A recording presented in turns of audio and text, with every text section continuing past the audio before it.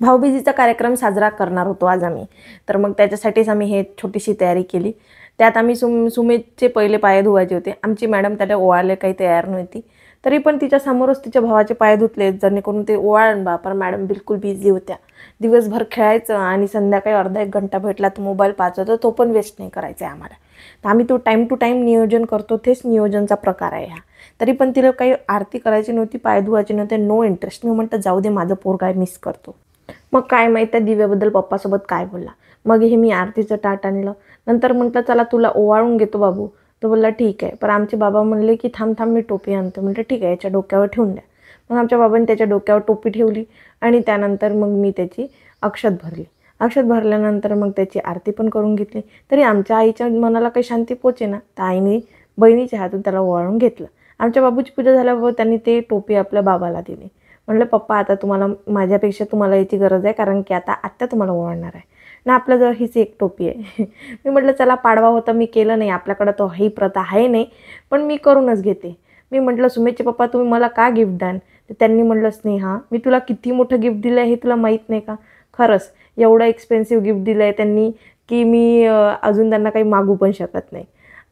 त्यानंतर मग मी हा दिवा कशाला इथे ठेवला म्हणून ते माझ्यावर रागवले. हालाकी मी तो दिवा आणलेला पण नाही, तो आमची आशुताई आम्हाला पूजेत देणार होती आणि आमचे अहो म्हणाले की तूच ठेवला. मी म्हटलं मी कशाला ठेवणार आहे, मी तर तुमच्याजवळच उभी होती ना, हे असे बोलते. आणि त्यातल्या त्यात मग मला आला थोडासा फुग्गू. ठेवतो लवकरच येते मला कधी कधी किती काही म्हटलं तरी येत नाही. आपण आहोस तशा क्वालिटीचं व्यक्ती. वाव, स्वतःची स्तुती करताय की अवहेलना काही कळलं नाही रे बापा आपल्याला. त्यानंतर मी बसली.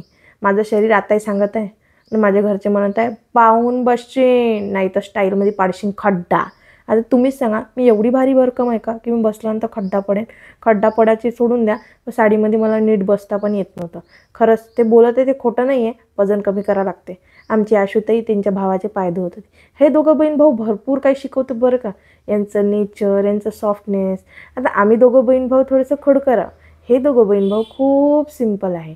म्हणतात ना प्रत्येकच घरी वेगवेगळे दोन म्हणजे दोघं बहीण भाऊ हे वेगवेगळ्या नेचरचे असू शकतात.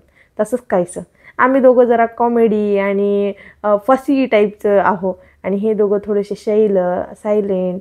मजाक तर हे दोघं पण करतात, तरी पण आमची एवढी नाही करत. आम्ही दोघं बहीण भाऊ जरा वेगळेच आहोत. ते पण तुम्हाला पाहायला भेटून माझ्या दुसऱ्या ब्लॉगमध्ये. त्यानंतर मग आमच्या आशुताईंनी त्यांच्या भावाचे पाय धुतले. नंतर वहिनीचा पण नंबर लागला, म्हणजे माझे पण पाय धुतले आणि मी आई आणि माझ्या काहीतरी गमती सुरू होत्या, तर आम्ही गोष्टी करत होतो. त्यानंतर आमचा जो कॅमेरामॅन होता त्याला सगळ्याच गोष्टीचा प्रॉब्लेम होता. तो बोलला हे निघत आहे ते निघत आहे. मी म्हटलं राजा खरंच का रे, बरोबर काढशी ना. माझा कॅमेरामॅन हा माझा भाचाच होता बरं का. नंतर आमच्या आशुताईंनी अक्षत भरून घेतली. यांची अक्षत भरून झाल्यानंतर माझा नंबर पण आला. त्यांनी माझी पण भरली. किती छान ना. दरवर्षीप्रमाणे याही वर्षी चेंजेस होत गेले. ह्या 6 वर्षामध्ये माझ्या लग्नाला या डिसेंबरला 6 वर्ष होईल. या 6 वर्षामध्ये भरपूर काही चेंजेस झाले स्वतःच्या शरीरामध्ये आणि आपल्या आयुष्यामध्ये पण सुंदर सुंदर गोष्टी.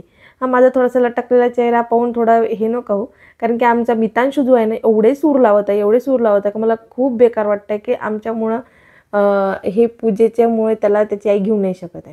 नंतर मग सुमितच्या पप्पाने त्याला मांडीवर बसवण्याचा प्रयत्न केला, पण तो जाम चिडलेला होता, तो काही ऐकायला तयार नाही. मग कशी आशुताई आरती करू लागली. मग आईला म्हटलं सुमितच्या पप्पाने, तर मग आई त्याला बंगळीवर घेऊन चला बा तुला फिरवून आणतो असं काहीतरी प्रकार होता, म्हणजे त्याला घेऊन गेली बाहेर. त्यानंतर काही क्षणात जेव्हा माझा नंबर येत क्षणी मला पेढा चाराच्या ठिकाणी आशुताईने तोंडाच्या ऐवजी होनोटीला चारला, कारण की लाईन चालली गेली होती. म्हटलं बरं झालं तुम्ही थोड्या वरत नाही गेला, नाही तर तुम्ही पेढा अख्खा नाकातच घातला असता माझ्या. तर त्या सगळेजण हसू लागले, अरे हो यार कराय असं पण होऊ शकत होतं. बघा अंधारामध्ये पण किती छान ना, दिव्याचा प्रकाश काहीतरी वेगळाच अनुभवता येतं लाईन गेल्यानंतर. कधी कधी असं वाटतं काही गोष्टी मॅटेरियलिस्टिक आहे, नसल्या त्या बऱ्या होतात. हा लाईट जर नसता तर थोडंसं निघालं नसतं, पण दिव्याच्या प्रकाशाने भरपूर काही आपल्याला शिकून जातात की अंधार आहे तो उजेड येणार आहे. आणि हा दिवा मी माझ्या सुमेधला पहिले नेऊन ठेवायला लावला. म्हटलं पुन्हा पडझड होईन तर पुन्हा तुझे पप्पा माझ्याच नावाने ओढेल. आमच्या आशुताईंनी देणं घेणं केलं, आम्ही तर घेतलंच आहे. देणं घेणं झालं. भावाचं हे मोठं आहे की आपण आपलं हे नवीन नवीन रीतीभाती आहे की आपण त्यांना घेतलं पाहिजे आणि त्यांनी आपल्याला घेतलं पाहिजे. जे ज्यांच्या बजेटमध्ये येते ते त्यांनी करावं.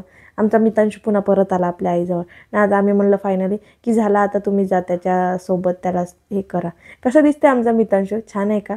यांचीच पसंत आहे त्याच्या ड्रेससाठी. आणि भाविकची पण पसंत हेच आहे. कपडेची चूज करताना मला चूज करायसाठी फक्त नेलं जाते, माझ्या चूज केलेले कपडे घेतल्या नाही जात.